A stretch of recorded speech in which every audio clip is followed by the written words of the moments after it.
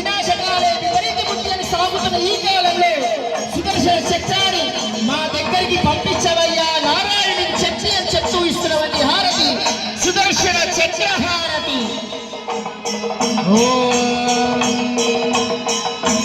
చక్రాయ విద్మహే సహస్రారాయ ధీమహి తన్నశ్చక్ర ప్రచోదయాత్. యస్మిన్ విద్యస్య కార్యక్రమీ జగదాం జన్మస్తావరాణాం లక్ష్మీనారాయణాఖ్యం మిథునమనుభవత్యుదారాన్ విహారాన్ ఆరోగ్యం భూతమాయ పునరిహ బహుళాయత్యదాస్తావదంబ తత్తత్సత్య సమస్తం సుజలమురుగ దివ్యహే యక్షవర్తి.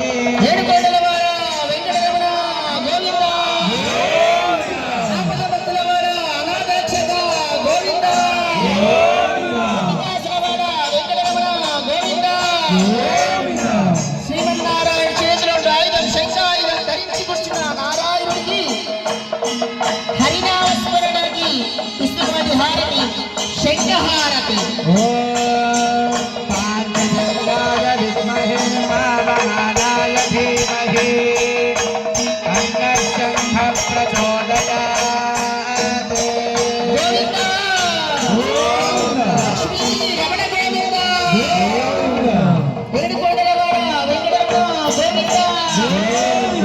కార్తీక మాసం కాగానే శివుడి ఆరాధ్య దైవంగా తెలుస్తాం. ప్రతి శివాలయంలో ఓం నమ శివాయ అనే పంచాక్షరి మంత్రాన్ని జపారాధన చేస్తున్నాం మేమందరం కూడా.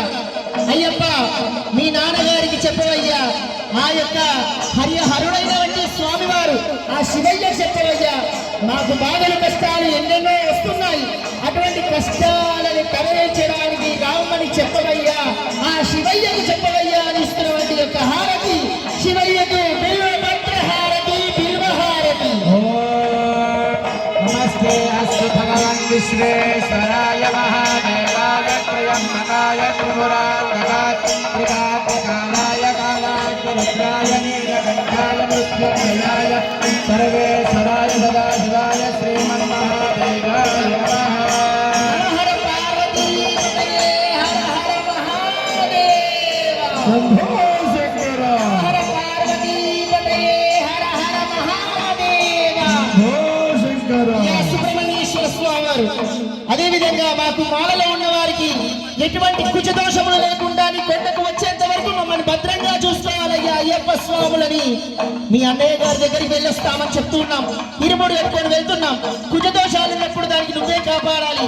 నాగలోకానికి అధిపతైనవంటి నువ్వే సుబ్రహ్మణ్యేశ్వర స్వామి వారు కనుక మాకు ఎటువంటి కుజదోషము లేకుండా అనుకున్న పనులన్నీ కూడా సక్రమంగా నెరవేరాలని చెప్తూ ఇస్తున్నటువంటి హారతి మయూరవాణ హారతి, సుబ్రహ్మణ్య హారతి.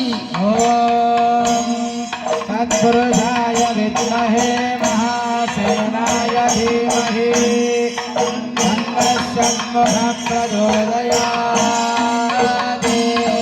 బోల్ సుబ్రహ్మణ్యేశ్వర స్వామి భగవానికి వేల్ వేల్ మురుగనకు, వట్టివేల్ మురుగనకు.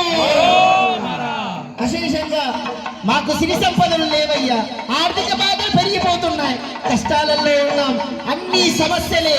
డబ్బు ఉంటేనే ఏదైనా వేయగలం, డబ్బే లేకపోతే ఏం చేయలేం స్వామి. కనుక అందరి కూడా వచ్చిన అయ్యప్ప స్వాములందరికీ కూడా, వచ్చిన వాళ్ళ భక్తజనులందరికీ కూడా ఆ లక్ష్మీదేవికి చెప్పవయ్యా, గజవాహనంపై వేయించేసి రావమ్మ, నా భక్తులను చూడవమ్మా అని చెప్పమ్మా అయ్యప్ప అని చెప్తూ ఇస్తున్నటువంటి హారతి గజేంద్ర హారతి, గజలక్ష్మి గజహారతి. महादेव्यै च विद्महे विष्णुपत्न्यै च धीमहि तन्नो लक्ष्मीः प्रचोदयात्. महालक्ष्मी माई की जय. मालिकापुरोत्तम माता की जय. స్వామి అయ్యప్ప, నీ కొండని ఇరుముడు కట్టుకొని వస్తున్నాం కదా, మరి నీ యొక్క శబరిమల యాత్రలో భాగంగా మకర సంక్రాంతి వచ్చినప్పుడు నీకు తిరువాభరణాల ఊరేగింపు జరుగుతాయి కదా, మళ్ళీ ఆ యొక్క తిరువాభరణాలకి నీకు దిక్కు ఎవరయ్యా అంటే, నీకు రక్షణ ఎవరయ్యా ఆభరణాల కంటే గరటి మంటను వెంట వేసుకొని తిరుగుతున్నావు కదా నాయన. మరి మేము ఇరుముడు కట్టుకున్న తర్వాత మేము శబరిమల వెళ్తుంటే మాకు ఇరుముడికి రక్షణ ఎవరయ్యా? ఆ గరుత్మంతుడి ఆ ఇరుముడి దగ్గరికి పంపించవయ్యా అని ఇస్తున్నటువంటి హారతి గరుడ హారతి. ఓం తత్పురుషాయ విద్మహే సువర్ణపక్షాయ ధీమహి తన్నో గరుడ ప్రచోదయాత్. బోల్ గరుడ భగవానికి బోల్ గరుడ భగవానికి. చిన్నపిల్లలు పుట్టిన తర్వాత పెరిగి పెద్ద అవుతున్న సమయార్థంలో నా కొడుకు 3తో దాటుతుందా, నా కూతురు 3తో దాటుతుందో ఏమో చెప్పేసి భయముతో మంత్రాలు వేపించుకుంటున్నారండి. కొన్ని దేవాలయ దగ్గరికి వెళ్ళి మంత్రాలు వేసేసి అదే విధంగా ఆ మంత్రాలతోని నా కొడుకు మంచిగా అయ్యాడని ఊహించుకుంటారు మన వాళ్ళు.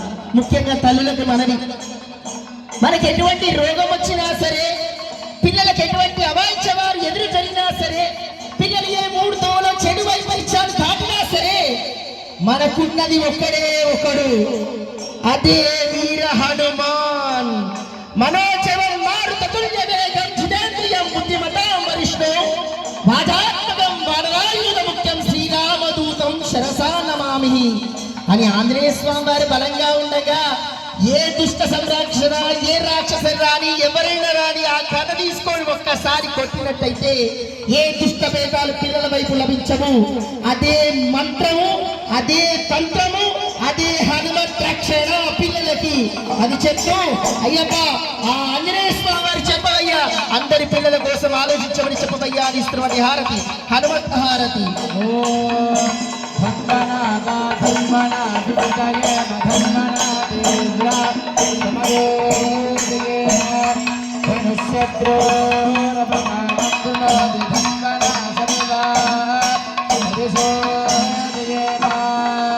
బోల్ పవన సుత హనుమానికి శ్రీ రామచంద్ర భగవానికి పవన సుత హనుమానికి.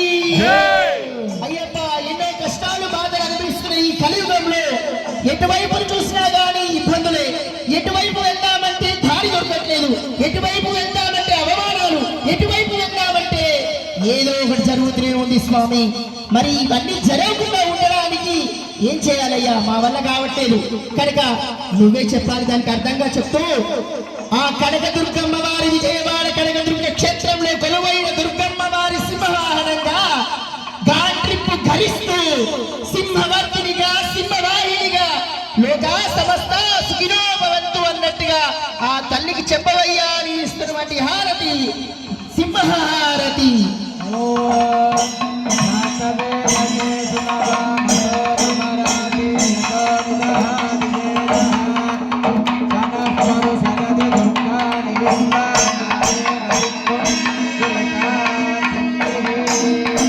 బోల్ సింహవాహిని మాతాకి, బోల్ నిమిషాంబికా మాతాకి.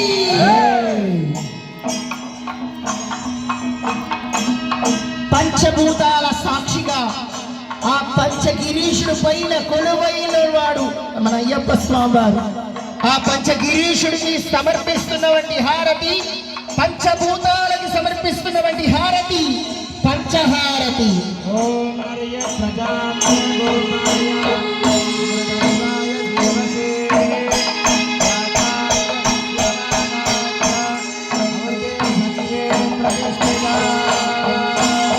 పంచగిరి వాసనే శ్రీ స్వామియే. సప్త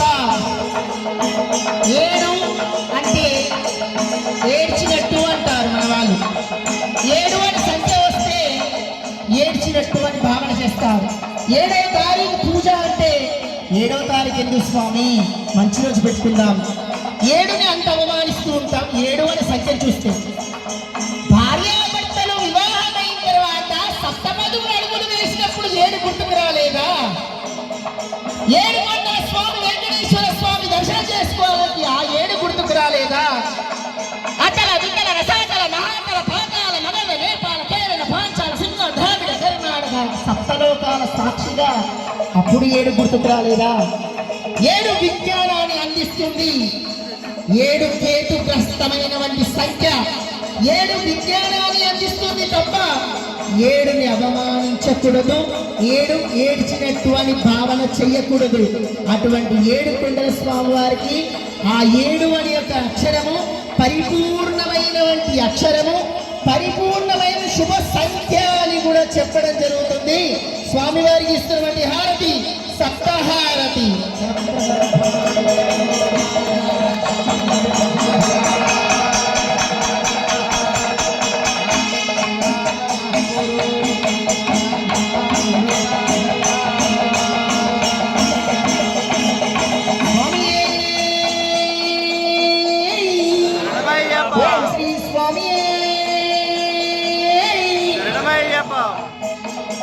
ధర్మం ధర్మస్య విజయోస్తు అధర్మస్య నాశయోస్తు అని చెప్తూనే ఉన్నారు మన పురాతన నుంచి కూడా. ధర్మం ధర్మం ధర్మం అని అడుగులు వేస్తూనే ఉన్నాం. ధర్మం ఎక్కడ పోతుందో అర్థం కావట్లేదు. ఇవాళ రేపట్లో మన కుమారులైనటువంటి పిల్లలు ఏం చేస్తున్నారంటే, చదువుకున్న వాళ్ళు పుట్టినరోజు వచ్చినా, వివాహ మహోత్సవాలు వచ్చినా తల్లిదండ్రులకి పాద నమస్కారం చేయనంత విలువ దిగజారిపోయాం. కనీసం జన్మనిచ్చిన తల్లిదండ్రులకి పుట్టినరోజు కానీ, వివాహం కానీ, ఏదైనా తల్లిదండ్రులు ఆశీర్వాదం తీసుకోవడం కూడా మర్చిపోయాం. అంతేకాదు గురు బ్రహ్మ చెప్తూ ఉన్నాం ప్రతిరోజు మంత్రం. అటువంటి గురువులకి గురు పౌర్ణమి నాడు వచ్చినప్పటికీ అందరూ అయ్యప్ప స్వామి మాల వేసుకునే వాళ్ళే. అందరికీ గురుస్వాములు ఉన్నారు, ప్రతి ఒక్కరికి మీరే గురుస్వాములు ఉన్నారు. ఎవరైనా ఒక్కరు గురు పౌర్ణమి నాడు గురుదేవా గురు పౌర్ణమి శుభాకాంక్షలు తెలియజేసిన వారు ఎవరైనా ఉన్నారా? అదే విధముగా టీచర్ చెప్పిన వంటి యొక్క ఎవరైతే స్కూల్ పాఠశాలలో విద్యను అభ్యాసం చేసిన వారు ఆ గురువులకు ఒక్కసారైనా మేడం ఈరోజు గురు పౌర్ణమి శుభాకాంక్షలు తెలియజేశారా? ఒక్కసారైనా గురువులకు పాద నమస్కారం చేసుకున్నారా? కనుక గురుదేవో భవ అని రోజు చెప్తున్నటువంటి మంత్రమే. తల్లిదండ్రులకు పాద నమస్కారం లేదు, గురువులకి అదే విధంగా కటాక్షం లేదు, గురువుల అనుగ్రహం లేదు. మరి ధర్మం ధర్మం ధర్మం ధర్మం మరి ధర్మం ఎక్కడ పోతుంది?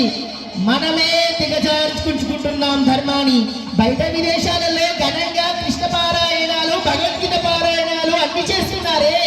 మనం ఎక్కడ పోతున్నామండి? మన సమాజం ఎక్కడ పోతుంది? మన యువతరం ఎక్కడ పోతుంది? మనం ఎక్కడ పోతున్నాం? మనం నేర్పించే పిల్లలకి ప్రతి ఒక్క అడుగు కూడా నేర్పించాల్సినటువంటి మన సనాతన ధర్మాన్ని మేము నేర్పించాలి. అది నేర్పిస్తుంటేనే ధర్మం రక్షది రక్షిత అనే పదానికి అర్థం వస్తుంది. లేని పక్షాన అర్థమే రాదు.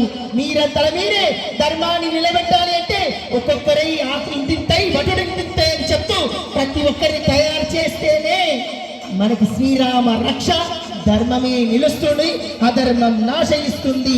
ధర్మం రక్షణే రక్షితానికి అప్పుడు అర్థం వస్తుంది. సనాతన ధర్మము అష్టదిక్కులుగా వ్యాపించాలని స్వామివారికి ఇస్తున్నటువంటి హారతి అష్టహారతి. అష్టౌ దేవా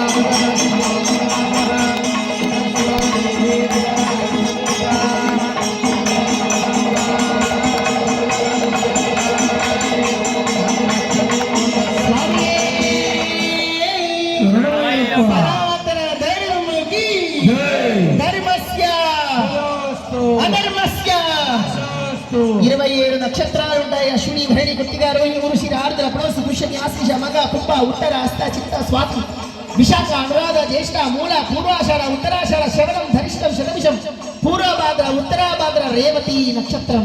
27 నక్షత్రాలు మనం రోజు చదువుతున్న నక్షత్రాలు. కానీ నూతన వధూవరుని ఆశీర్వచనం చేసేటువంటి ఒక నక్షత్రం అరుంధతి నక్షత్రం. తను ఒక్కడు మాత్రమే వేరు అని చెప్తాం. అటువంటిది ఎటువంటి నక్షత్రాలు దోషాలు లేకుండా మా జీవితంలో ఎటువంటి ఇబ్బందులు రాకుండా చూడవయ్యా అని ఇస్తున్నటువంటి హారతి నక్షత్ర హారతి.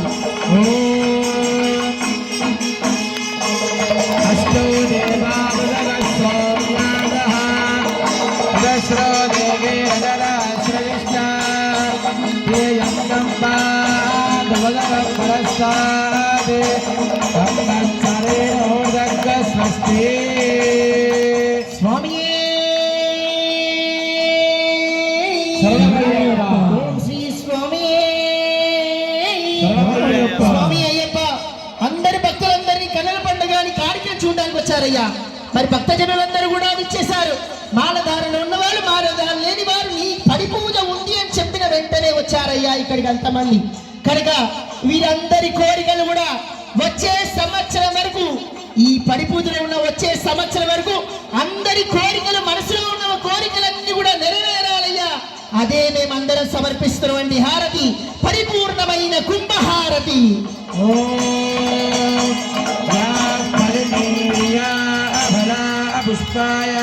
పుష్పిణీ బృహస్పతి ప్రసూతాస్తానో ముంచద్వగుంహసః. ఓం స్వామి శ్రీ స్వామి. బ్రహ్మరాశి రాత మారనే మారదు. పుట్టిన జననమప్పుడు బ్రహ్మరాశిగా పంపుతాడు, భూలోకంలో సాధించవయ్యా అని చెప్తూ పిడికిని బిగించి పుడతాడు. చచ్చేటప్పుడు నా దగ్గర ఏమీ లేదు అని శూన్యం అని చేతులు వదిలేసి వెళ్ళిపోతుంటారు ప్రాణం. అటువంటి ప్రాణంలో ఈ జీవిత కాలంలో విభూతి రాత రాసేది పరమాత్ముడు బ్రహ్మదేవుడైతే, ఆ బ్రహ్మదేవుడు పుట్టిన తర్వాత ఒకసారి రాసి, మరి అదే వివాహమైన తర్వాత బాషింగాలు కట్టుకున్న తర్వాత, బాషింగాలు మార్పిడి చేసిన తర్వాత ఆ రేఖలు ఉంటాయి కదా, ఆ రేఖల మీద మళ్ళీ బ్రహ్మదేవుడే వచ్చి రాస్తాడంట భార్యాభర్తలకి.